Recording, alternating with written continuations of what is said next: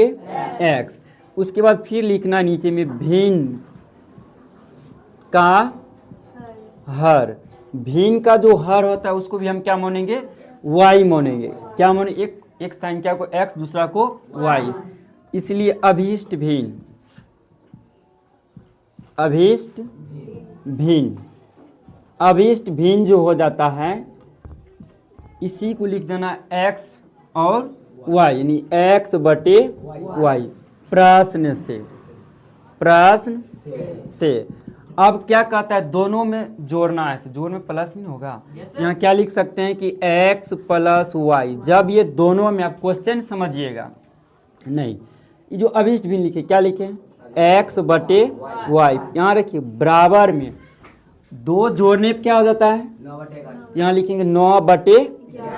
9/11 होता है, लेकिन क्वेश्चन कह रहा है कि अंश और हर दोनों में जोड़ना है क्या चीज, 2। तो ये x में भी 2 जोड़ना है और नीचे वाले को भी क्या जोड़ना है, 2। तो यहाँ लिख सकते हैं 2, तो यहाँ भी लिख देंगे। समझ में आया। x को क्या माने, अंश माने, y को क्या माने, हर माने, लेकिन दोनों में कह रहा है 2 जोड़ने। जब दोनों में 2 जोड़ देते हैं क्या हो जाता है, 9/11 हो जाती है। यहाँ से एक क्वेश्चन अपना बन गया। अब यहाँ समीकरण निकालते हैं, कोना को मतलब क्रॉस क्या करना है, गुना। 11 गुना x करेंगे तो पहले 11 को हम कॉमन ले लेंगे, लिख देंगे x प्लस 2 इंटू, यहाँ तक समझ गया। फिर इजकल टू दे दीजिए। देखो 11 से दोनों में गुना करना है, 11 कॉमन लेना। अब यहाँ से 9 को बाहर करते हैं, 9 इंटू क्या लिखेंगे, y प्लस 2।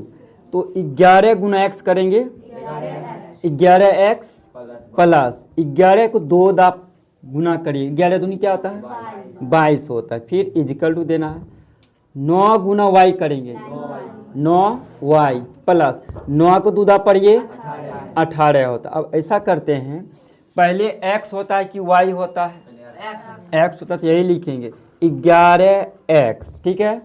अब ये प्लस में y है, इस साइड आ जाएगा क्या जगह, माइनस कितना, 9y। अब यहाँ से इजकल टू दे देना। यहाँ क्या लिखा हुआ है, 22। प्लस में क्या जगह, माइनस 18। 11x माइनस 9y घटा दीजिए तो क्या बचता है, 4 बचता है। ये हो गया समीकरण फर्स्ट। समीकरण फर्स्ट क्यों मानते हैं, समीकरण फर्स्ट क्यों मानते हैं, इसमें ऐसा कोई संख्या नहीं है जो हम कॉमन ले सकते हैं, क्योंकि यहाँ सम विषम संख्या है। विषम यहाँ क्या है, सम। कॉमन निकाल, इस साइड देखते हैं, रफ मिटा सकते हैं। उसके बाद लिखिए हैं पुनः, जिस टाइप से समीकरण फर्स्ट में किए हैं उसी टाइप से सेकेंड के लिए करना है। तो अभीष्ट संख्या क्या माने, x बटे y। ध्यान समझिए। फिर क्या कहता है, यदि अंश और हर दोनों में क्या जोड़ना, फिर 3। यहाँ बराबर में क्या हो जाता है, 5/6। यहाँ तक समझ गया। और अंश है मेरा x और हर है मेरा y। ये दोनों में कहता है क्या जोड़ने के लिए, 3 जोड़ दीजिए, ठीक है। 3। अब फिर क्रॉस करते हैं, मल्टीप्लाई। ये 6 है ना, 6 इंटू x प्लस 3, फिर इजिकल टू 5 है, 5 इंटू y प्लस 3 है। कोई दिक्कत। अब 6 गुना x करेंगे, क्या होगा, 6x प्लस 6 को पढ़िए 3 दा 18। 5 गुना y करे, 5y प्लस 5 को पढ़िए 3 दा 5 दिया 15। फिर इसमें x, फिर उसके बाद क्या लिखना, y। तो 6x प्लस है, इधर क्या हो जाएगा, माइनस 5y इजकल टू, अब ध्यान क्या आया, 18। ये प्लस इधर क्या देगा, माइनस 15। तो 6x माइनस 5y बराबर, घटाएंगे क्या बचता है, 3। ये क्या होगा, समीकरण सेकेंड। हेडिंग लाइन में ही दिया गया था 3 नंबर क्वेश्चन का फर्स्ट में कि प्रतिस्थापन विधि से ज्ञात करना। तो समीकरण फर्स्ट से समीकरण थर्ड निकालना होगा। तो समीकरण फर्स्ट से समीकरण फर्स्ट कितना है, 11x माइनस 9y बराबर में क्या है, 4 है। यहाँ से हम फिलहाल इसको कॉमन लेते हैं, 11x बराबर में क्या है, 4 माइनस इधर क्या हो जाएगा प्लस कितना 9y। समझ में आया।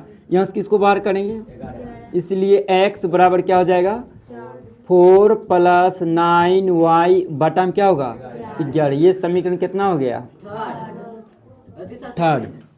थर्ड हो गया। अब यहाँ से अब समीकरण सेकेंड में किसका मान रखना है, x का मान रखना है। समीकरण सेकेंड यही है ना, समीकरण सेकेंड में x का मान रखना है, x का मान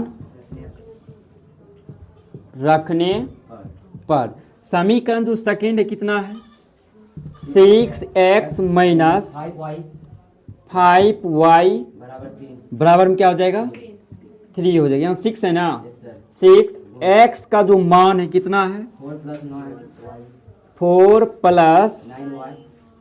9y बटा में क्या हो जाएगा 11। फिर माइनस है तो माइनस क्या है 5y = 3। अब मल्टीप्लाई करो 6 × 4 24 होता है। 9 के पढ़िए छेदा 9 6 के 54y बटा में क्या हो जाएगा 11 बटा में क्या हो जाएगा 11 माइनस क्या हो जाएगा 5y = 3। यहाँ तक समझ में आया। अब हमको क्या करना है एलसीएम लेना है। क्या करना है